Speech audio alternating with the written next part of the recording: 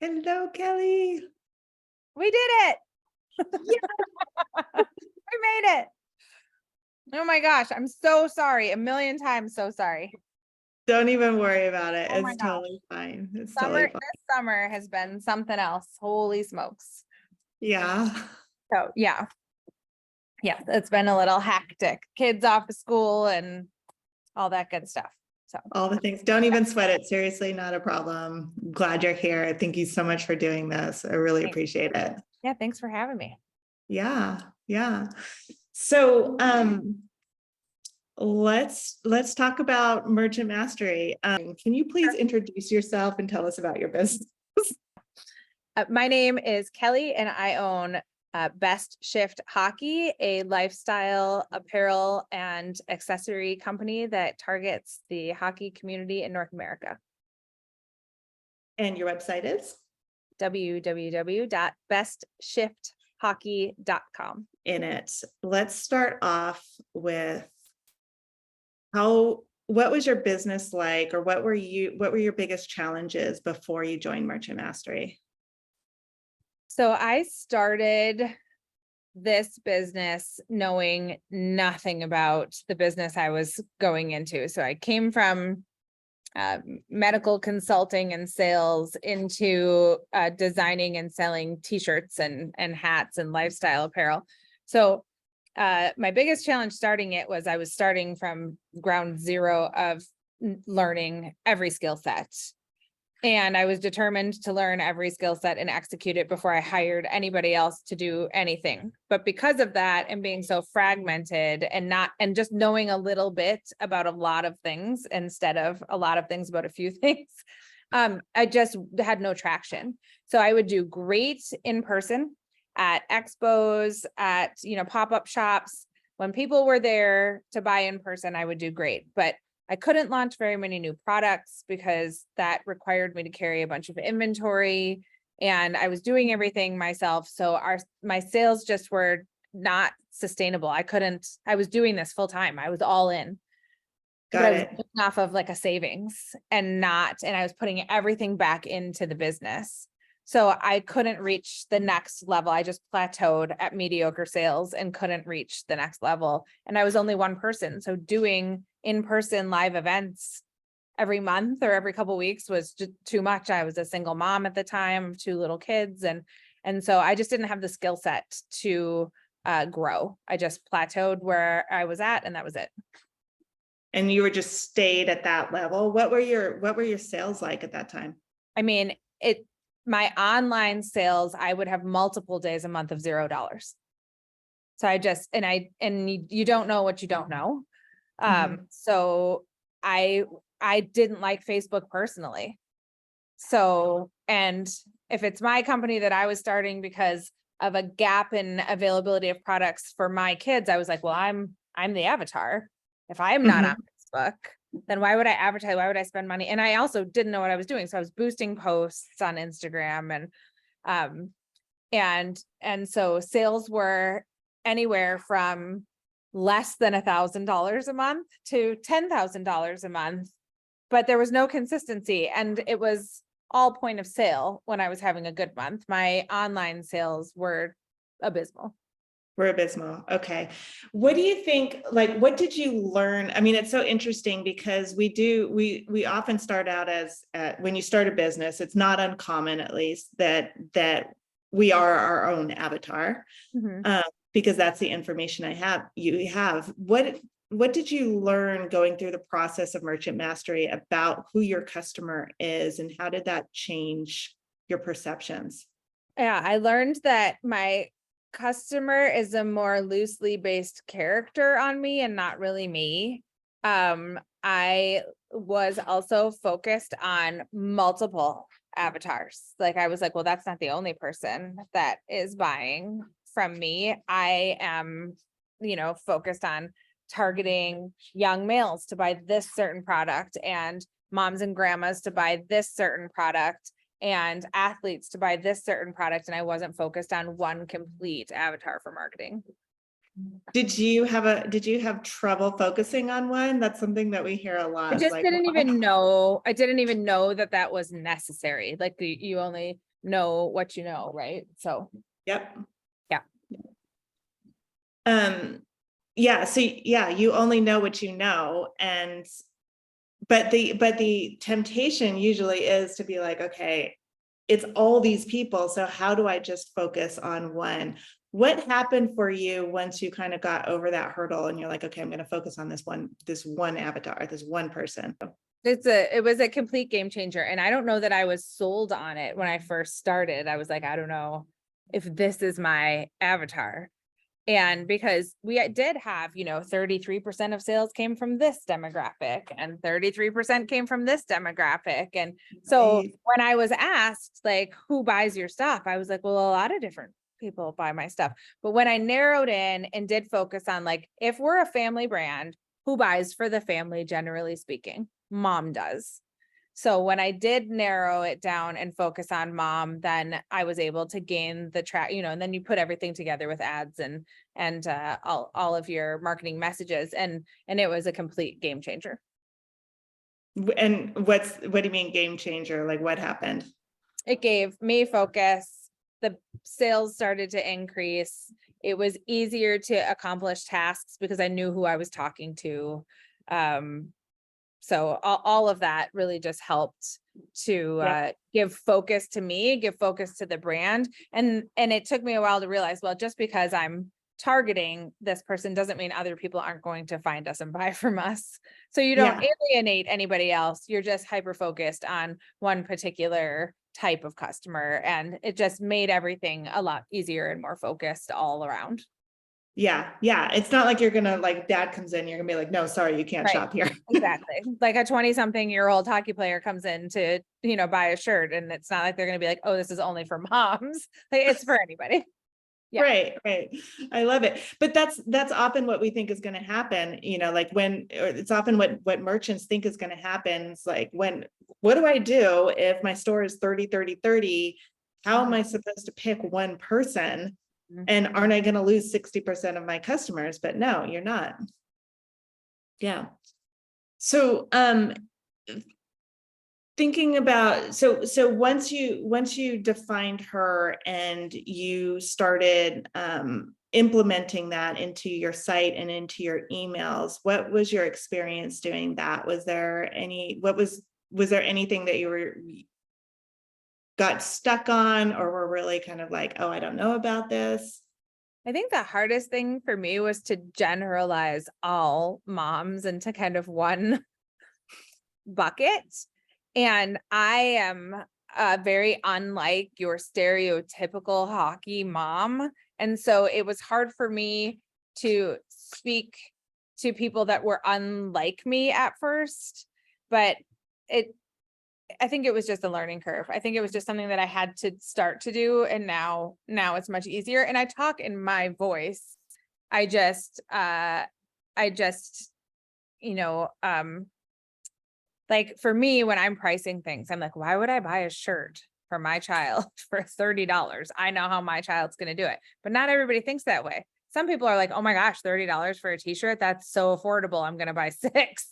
So I had to learn to talk to my customer demographic how I wanted them to behave Yes. instead of how I think. And so that was different, is to be like, I want to talk to the person that I know will buy 6 t-shirts. And maybe that's not me, Yeah, but I want to talk to my ideal customer. yeah, Like exactly. that's the person that I'm selling to. Exactly. Which is, it's fascinating, right? Because so often we'll look at it like, I want to sell to this person, and you might have those thoughts if it's not you. Like, why would somebody buy a $30 Right. shirt? You know what my kids are going to do. If we're doing that, we're kind of we're shifting our focus to the people who are not going to buy, instead of keeping our focus on Right. that woman you described who's like 30, I'm in, give me 6. Exactly. Yeah, I love that. What are your sales like now? So I started Merchant Mastery I started learning in October of 2022, and I barreled through it all. I was going to finish it and implement it before Black Friday, which is exactly what I did. My first ad started running November 7th of 2022. And starting from November 7th, today is August 10th, maybe Mhm, something like mhm. that. Year over year, we are up 952% on online sales. Oh my So God. we that's are stunning. consistent 10,000 plus months right now. And we're hoping by the end of this year and going into 2024 that we will be consistently reaching for that $20,000 a month mark, which we now know because of the focus of Merchant Mastery and putting everything together, that in order to actually be profitable, pay our bills and be profitable, we really need to be at that $20,000 a month mark to make ads make sense. And, all of our operating costs make sense. Is that's kind of our go-to where we need to be in the Goldilocks zone, and then move up from there. So that's what we're striving for right now. I love it. And how do you feel about getting there? What are your thoughts about, like, do you have it? What are your thoughts about it? I was about to add more questions on it, but just That's that. okay. That's okay. It is definitely attainable. In our first 18 months with Merchant Mastery, which will be this time next year, I think we'll be at that and maybe beyond the $20,000 a month mark consistently. I see it in my other Merchant Mastery cohorts. I see it happening for them. I see people blowing past it. I see people that are at the same place where I am. And we're all kind of doing it together. And so I know it's attainable. When Simon in an ads call once, I said, I really think we're a $30,000 a month brand. And he looked at me through the camera and said, you are a $100,000 a month brand. And I believe him. It gave me everything I needed to be like, holy smokes, like I'm selling myself short. If this person that's been doing this and has seen this done with other companies just like mine, Mhm. and he's seen it happen over and over again, and this is the person that's equipping me with the tools to do this, I can make it to $100,000 a month. And I can repeat it with other brands if I want to. It's a repeatable process. I love it. It's so good. What do you like think it's one thing it's such a fascinating thing to watch people go through the program and kind of come in with this mindset of like, oh my gosh, please, I hope this works because I can't continue doing what I've been doing. Or we've all spent thousands upon thousands of dollars trying other programs that failed miserably. And that has happened. Almost everybody that comes to this is like, am I doing it again? Am I making the same mistake that I made before again? And it's not the same. It's definitely not the same.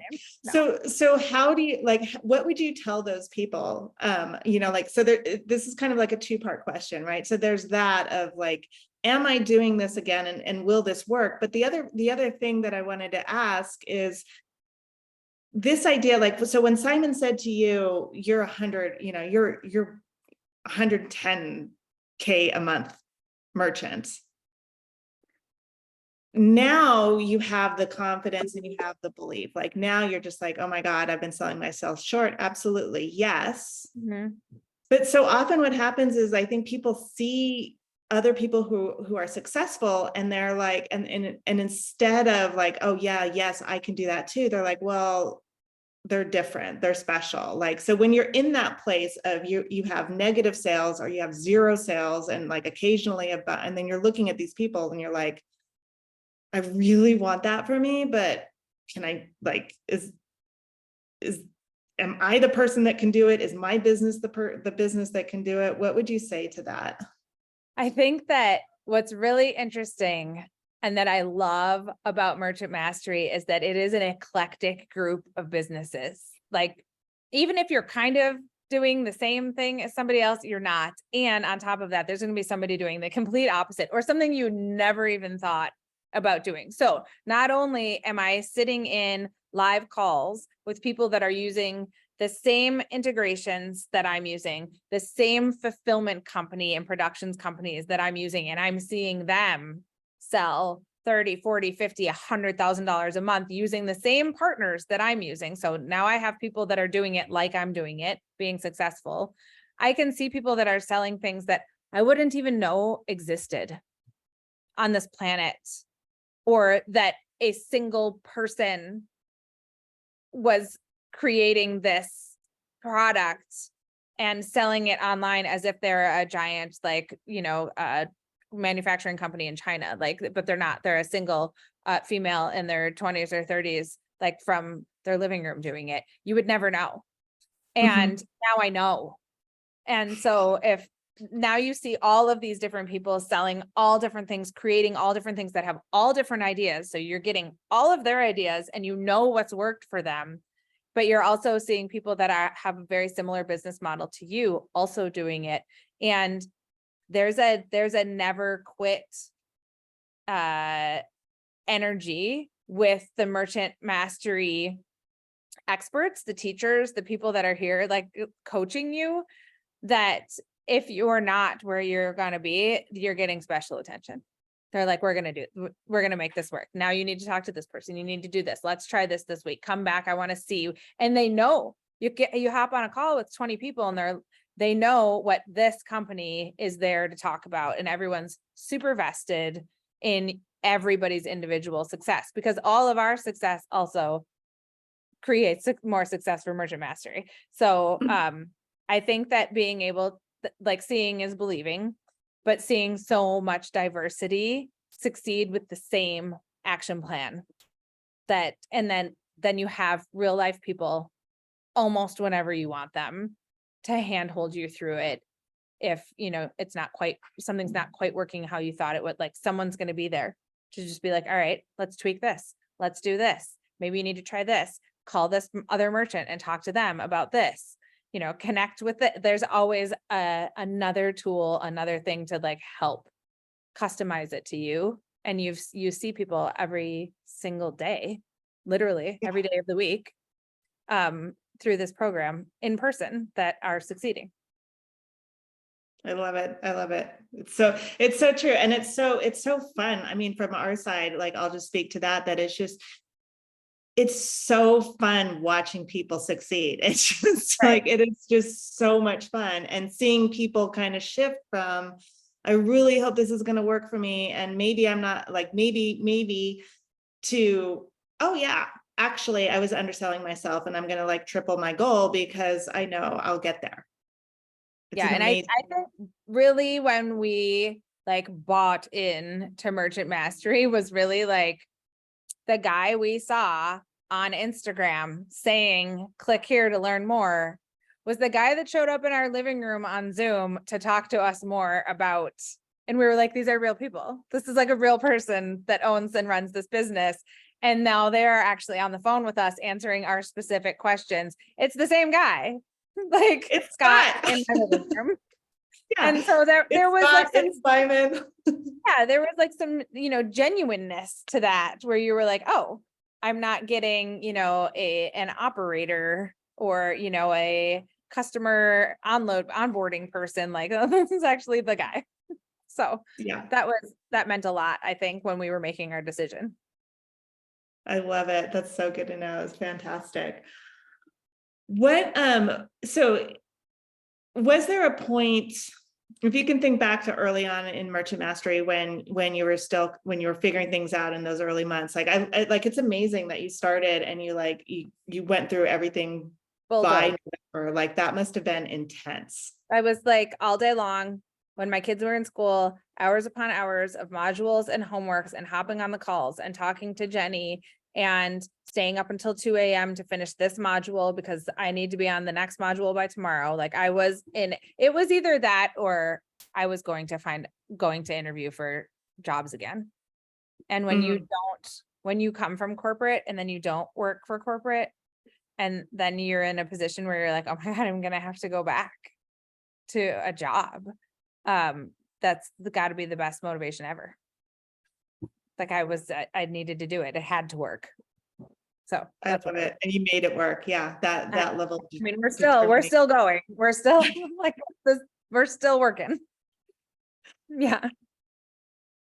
So So given that, like when people come in and they're kind of like, oh, how do I manage all this? What advice would you have for them? Like there must have been moments during that time where you're just like, oh my God, can I really do this? What advice would you have for the person that's thinking that way? Commit.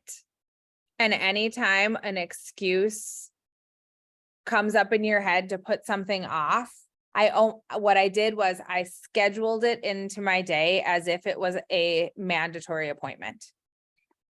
So I didn't give myself a lot of flexibility because I am just like a lot of entrepreneurial thinking people. I have a lot of ADHD type personality traits. I can, put something off for a half hour, it turns into 3 weeks. Like I know that about myself. So I had to make this happen. It was a significant financial investment into the program, which was another, and I know this now through marketing, like that's a really good way to get people who are really going to be successful is price it where people are going to commit and follow through, right? So it was a big money investment. We wanted to make that back as fast as we could. I needed to make it happen, and Black Friday was coming. And so you have to commit. You can't have the excuses, other things that come up. Another thing I've learned from Merchant Mastery is even though you have 1,000 things going on, at least focus on one thing per week. Like get the one thing checked off your list, which is another like ADHD type personality thing where you like to check things off your list. So having the modules, having the like structure of that, I was checking things off my list. I was learning, I was applying things, they were working. I was getting on new phone calls, meeting new people. Like the flow of it actually lends itself to completing it quickly. At least it did for me, but you have to commit and you have to promise yourself you're going to execute on it. And if you do that, it's going to work. Like 100%. Yeah. Brilliant. And I have talked to so many people about Merchant Mastery. I talk to so many people about Merchant Mastery. Like I am like, if you want to do this, like I'm telling you, it's going to be worth it. Like, I even give people teasers. I'll be like, all right, here's the first thing that you're going to learn. Now go think about this. And if you think that this is something that's going to help you, then I will connect you with the people. So, because I know it's going to work. I want people to be successful. Like I want that. Like, even in our first call with Scott, and he was like, well, we have this socialite, but like it's a minimum 80,000 a month revenue to really be a client of ours. I'm like, well, that makes sense. You want small businesses to come in and get to $80,000 a month. So you get more clients at socialite. Like this flow makes perfect sense to me. Now I want more people to be successful so that you guys are more successful and you can help more people. And I think that it's a beautiful business model. It's fantastic. I love it. Is there anything that I haven't asked you that you would like to add? The one thing that I really like to share with people about Merchant Mastery is I think that I'm up to 11 hours of live calls per week if I want them. And all of those are also recorded. So you have access to them, but to really get the most benefit out of the check-ins, the Zoom calls, the coaching is to show up for the calls. I also schedule those as meetings, especially in when the kids are in school, because it's much easier to be focused when you have, a 6-7 hour block to work. But even if I don't have anything, if I don't have any pressing matters in my email campaigns, for example, more times than not, I'm showing up for the Wednesday email call and putting myself on mute and listening while I then take that hour and a half to work on my emails, because I'm probably going to pick something up that helps me. There's probably going to be somebody else. I actually picked up a new brand font just from going to an email call because I was like, what is that font? I need that. That's my brand. I need that. And so there are things that you pick up, and 11 hours available for touch points with real people that know what they're talking about is like indispensable. When do you have that? And what would that actually cost if you weren't a part of a program to have, 6 different topics, 6 different coaches that you could essentially reach out to almost every single day, either on some kind of chat platform or a live call to ask them questions and share your screen and show them, this is the problem I'm having right now. How do I fix it? Or how do I optimize this? There's literally something every single day that you can have attention to and coached on in person. I think it's unheard of. I do too. I do too, because like you said, we've all done all the programs and Yeah. it's above and beyond. Yeah, it's not like you're just getting modules to learn from and then you're out on your own. You're a part of a community now. You're a part of small business owners in a community, and some of them you will watch them become, and everyone hopes for themselves too. You'll watch them become a not so small business owner.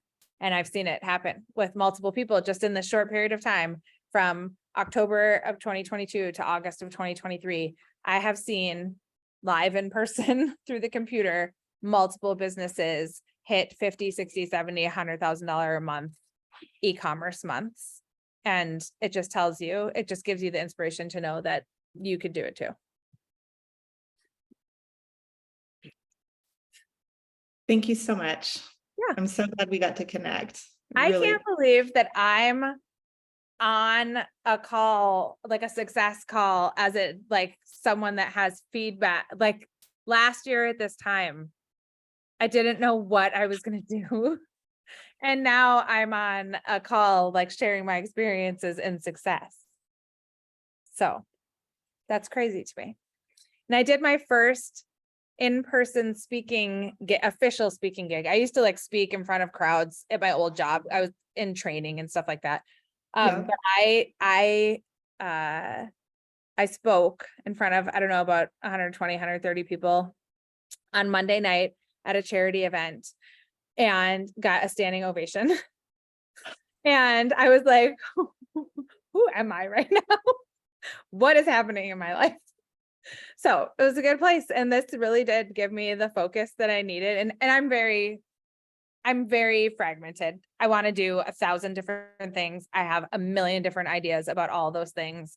And this at least has helped me have some direction, and the thing that had the most traction to start with. So yeah, I'm glad that I was scrolling Instagram one night and found Merchant Mastery. It's amazing. I love it so much. Kelly, thank you so much. I so appreciate Absolutely. it. Absolutely.